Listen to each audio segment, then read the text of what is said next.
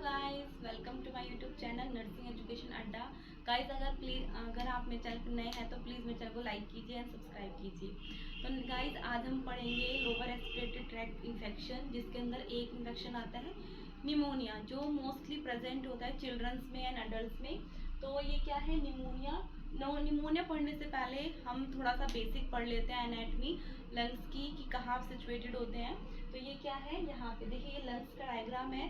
Human body में 2 lungs present होते हैं, एक राइट साइड होता है, एक लेफ्ट साइड प्रेजेंट होता है। ये दोनों, ये बीच में ट्रैकिया होता है, ये ब्रोंकस है, राइट ब्रोंकस, लेफ्ट ब्रोंकस, ये ब्रोंक्यूल्स हैं। और यहाँ पे क्या है, ये एयर सैक है, जिसके अंदर छोटी छोटी एल्वेलाइज प्रेजेंट होती हैं, जो क्या करते हैं, जिनके अंदर गैस का एक्सचेंज होता है। ये है डायफ्राम, ये है हार्ट, जो हार्ट दोनों लंग्स के बीच में सिचुएटेड होता है और स्लाइटली थोड़ा लेफ्ट साइड में होता है। ठीक है, ये बेसिक था। नेक्स्ट क्या है, ये एल्वेलाई, जो ये वाली एल्वेलाई है यहाँ पे दिखाई गई है, ये नॉर्मल एल्वेलाई है, ये पैथोलॉजिकल है, इसमें अभी डिजीज हो चुकी है। देखिए, आप खुद देख लीजिए, ये नॉर्मल एनाटमी है इसकी, ये पैथोलॉजिकल है। ये है एक एल्वेलाई है जिसके अंदर गैस का एक्सचेंज हो रहा है, CO2 एक्सक्रीट होती है, O2 इनहेल होती है। नेक्स्ट क्या है, अब पढ़ते हैं डिजीज या इन्फेक्शन, निमोनिया। निमोनिया क्या है, डेफिनेशन है, pneumonia is the inflammation of the lungs parenchyma. Lungs parenchyma मतलब टिश्यूज, लंग्स के टिश्यूज का इन्फ्लामेशन होना, कॉज्ड बाय, किसके द्वारा हो रहा है ये caused by various micro organism including bacteria, fungus and virus. तो कुछ माइक्रो ऑर्गेनिज्म है जैसे बैक्टीरिया, फंगस और वायरसेस हैं, जो क्या करते हैं, इन्फ्लामेशन कॉज करते हैं, जिनकी वजह से निमोनिया कॉज हो जाता है। ठीक है, तो ये थे कुछ इसकी डेफिनेशन है। नेक्स्ट क्या आता है, ईटियोलॉजी। अब क्या क्या कॉजेज हैं जो निमोनिया कॉज करते हैं, तो जैसे हम पहले बता चुके हैं, बैक्टीरिया में है स्ट्रेप्टोकोकस निमोनिया, ये बैक्टीरिया है, Streptococcus aureus, Neisseria meningitis, Klebsiella pneumonia, ये कुछ बैक्टीरिया के नाम हैं जो बैक्टीरिया निमोनिया कॉज करते हैं, बैक्टीरिया के नाम है। नेक्स्ट है वायरस। वायरस में कौन सा आता है, इन्फ्लुएंजा वायरस, ये कॉज करते हैं। नेक्स्ट है फंगस, निमोसिस्टिक कैरिनी, ये है फंगस। नेक्स्ट आता है रिस्क फैक्टर। अब कुछ रिस्क फैक्टर हैं जो निमोनिया डेवलप कराते हैं, जैसे स्मोकिंग करना, अल्कोहल हो गया, अगर कोई भी लंग्स में ऑलरेडी डिजीज है, लाइक सीओपीडी है, या अपर रेस्पिरेटरी, किसी को अपर यहाँ वाला इन्फेक्शन अगर किसी को हो गया है, ट्रैकिया का लेरिंजाइटिस हुआ है बहुत ज़्यादा, तो किसी को कफ एंड कोल्ड भी अगर बहुत टाइम तक चलता है तो वो भी कर सकता है, आगे जाके निमोनिया में कन्वर्ट हो सकता है। नेक्स्ट है माल न्यूट्रिशन। अगर कोई बच्चा है वो माल न्यूट्रिशन का शिकार है, कुपोषण है, तो उसको भी बहुत ज़्यादा होता है। या फिर जिसको HIV, जो ऐसा पर्सन है जिसको HIV है, उनकी इम्यूनिटी बहुत ज़्यादा वीक हो जाती है, जिसकी वजह से निमोनिया डेवलप हो सकता है। नेक्स्ट आता है इनहेलेशन ऑफ द नोक्शियस सब्सटेंस, ऐसे सब्सटेंस जो इन टिश्यूज को क्या कर सकते हैं, डैमेज कर सकते हैं, तो वो भी क्या कर सकते हैं, निमोनिया कॉज करेंगे। नेक्स्ट हम देखते हैं क्लासिफिकेशन ऑफ द निमोनिया। तो निमोनिया हमारा कितने टाइप का है, तो निमोनिया है according to the positive organism. तो ऑर्गेनिज्म पॉजिटिव जैसे हम पहले पढ़ चुके हैं, क्या क्या था, बैक्टीरिया, वायरस एंड फंगस, तो ये पॉजिटिव ऑर्गेनिज्म है। नेक्स्ट क्या आता है, अकॉर्डिंग टू द इन्वायरमेंट। अब इन्वायरमेंट में देख लेते हैं, हॉस्पिटल एक्वायर्ड निमोनिया। हॉस्पिटल में अगर पेशेंट एडमिट हुआ है, उसके बाद में अगर पेशेंट को 48 आवर्स बाद उसको सिम्टम्स है निमोनिया होता है, तो वो होता है हॉस्पिटल एक्वायर्ड निमोनिया। नेक्स्ट आता है ventilator acquired pneumonia. Ventilator acquired pneumonia, अगर पेशेंट बहुत टाइम से वेंटिलेटर पे है, तो उस टाइम पे अगर उसको निमोनिया होता है तो वो होता है वेंटिलेटर एक्वायर्ड निमोनिया।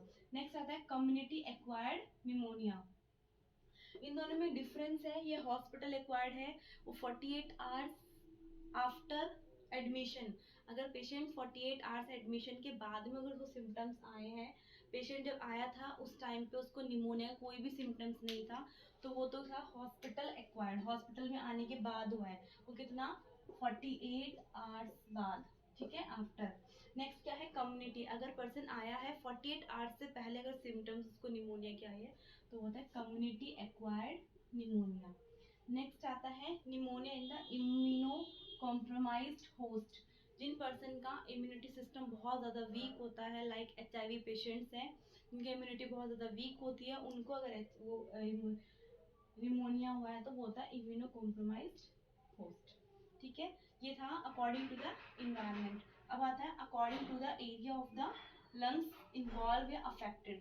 कौन कौन से एरिया उसके अफेक्ट हुए उसके हिसाब से क्या बताया गया है, निमोनिया बताया गया है। जैसे लोबार निमोनिया, लोब्स हम ऑलरेडी पढ़ चुके हैं। जैसे मान लो ये किसी किसी पर्सन के, मैं यहाँ बना चुकी, नहीं दिख रहा वो तो, ये क्या है, किसी पर्सन के लंग्स हैं। तो इसमें क्या होते हैं, यहाँ पे 3 लोब्स होते हैं। कितने लोब्स होते हैं, 3। और यहाँ पे कितने होते हैं, 2 लोब्स होते हैं। ठीक है, ये राइट है, ये हमारा लेफ्ट है। इसमें 3 लोब्स होते हैं, इसमें 2 लोब्स होते हैं। तो इन लोब्स के अंदर अगर निमोनिया हुआ है तो लोबुलर निमोनिया होता है। अगर मल्टी लोबुलर मतलब एक से ज्यादा लोब अफेक्टेड है तो मल्टी लोबुलर होता है। नेक्स्ट होता है ब्रोंकियल, ये ब्रोंकस में या इनमें अगर निमोनिया हुआ है तो ब्रोंकल निमोनिया। नेक्स्ट आता है सेगमेंटल निमोनिया। सेगमेंटल मतलब ये लोग जो लंग्स हैं पर्सन के, इसके अंदर सेगमेंट होते हैं। एपिकल होता है ये वाला, ये एपिकल होता है, ये एंटीरियर, यहाँ से पोस्टीरियर। तो इन इसका सेगमेंट के हिसाब से अगर किसी को निमोनिया होता है वो सेगमेंटल निमोनिया। पढ़ा था definition, aetiology and risk factor. Now अब हम देखते हैं कि क्लिनिकल मैनिफेस्टेशन क्या होता है। निमोनिया के क्लिनिकल मैनिफेस्टेशन होते हैं एक डिस्निया, पर्सन को डिस्निया हो जाता है, उसको ब्रीदिंग डिफिकल्टी होने लगती है, शॉर्टनेस ऑफ ब्रेथ हो जाता है। नेक्स्ट क्या है, टैकीप्निया। टैकीप्निया क्या होता है, इंक्रीज रेस्पिरेशन रेट, उसका रेस्पिरेशन रेट क्या होगा, पर्सन का इंक्रीज हो जाएगा। नेक्स्ट क्या है, इन्फेक्शन की वजह से, बैक्टीरियल इन्फेक्शन था, वायरस इन्फेक्शन था, इन्फ्लामेटरी प्रोसेस था जिसकी वजह से पेशेंट को क्या होगा, फीवर होगा। नेक्स्ट क्या है, चिल्स एंड स्वेटिंग, चिल्स भी होगा, राइगर वाली कंडीशन आती है पर्सन को, स्वेटिंग भी एक्सेसिव होती है। नेक्स्ट क्या होता है, क्रैकलिंग साउंड। क्रैकलिंग साउंड क्या होता है, जैसे इसके अंदर जो एल्वेलाई हमने कल पढ़ी थी, एल्वेलाई जो होती है ये, इनके अंदर क्या होता है, फ्लूइड फिल हो जाता है। क्या होता है, फ्लूइड फिल्ड हो जाता है, जिसकी वजह से क्या होता है, इनमें अगर पेशेंट का अफेक्टेड एरिया, जो अगर लंग्स का अफेक्टेड एरिया है, अगर हम इस पे यहाँ स्टेथोस्कोप रख के सुनेंगे, ऑस्कल्टेट करेंगे, तो पर्सन को कैसे साउंड आएगी, क्रैकलिंग साउंड आएगी। नेक्स्ट आता है ऑन अफेक्टेड एरिया, जहाँ भी अफेक्टेड एरिया, जैसे लोब्स में है तो लोब पे अगर आप रखेंगे तो लोब में होगा, सेगमेंटल है तो सेगमेंट में होगा, ये देखने पे आएगा। नेक्स्ट है डलनेस ऑन परकशन, जब परकशन करते हैं, ये भी क्या फिजिकल एग्जामिनेशन की टेक्निक होती है, तो उसमें उस पर्सन को क्या होगा, डलनेस, वहाँ पे डलनेस फील होगा, परकशन होगा। नेक्स्ट क्या है, साइनोसिस। साइनोसिस क्या होगा, O2 की डिफिशियंसी हो गई है, जिसकी वजह से क्या होगा, पर्सन की जो स्किन है या नेल्स है वो ब्लूइश डिस्कलरेशन हो जाएंगे, लिप्स के अराउंड साइनोसिस हो जाएगा। नेक्स्ट क्या है, nausea and vomiting. Nausea vomiting patient को फील होता है। नेक्स्ट आता है प्लूराइटिक चेस्ट पेन, पर्सन को चेस्ट पेन होता है।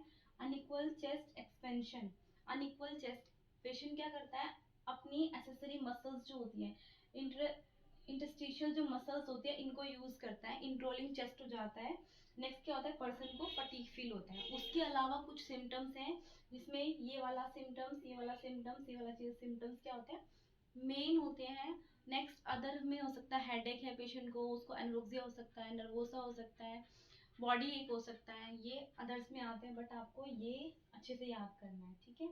नेक्स्ट आता है पैथोफिजियोलॉजी। अब पैथोफिजियोलॉजी क्या होता है, जैसे ही बैक्टीरिया, वायरस या कोई भी नॉक्सियस सब्सटेंस बॉडी के अंदर एंटर करता है, इन्फेक्शंस एजेंट, ऑर्गेनिज्म, ऑर्गेनिज्म जैसे हमने कल पढ़ा था, क्या था,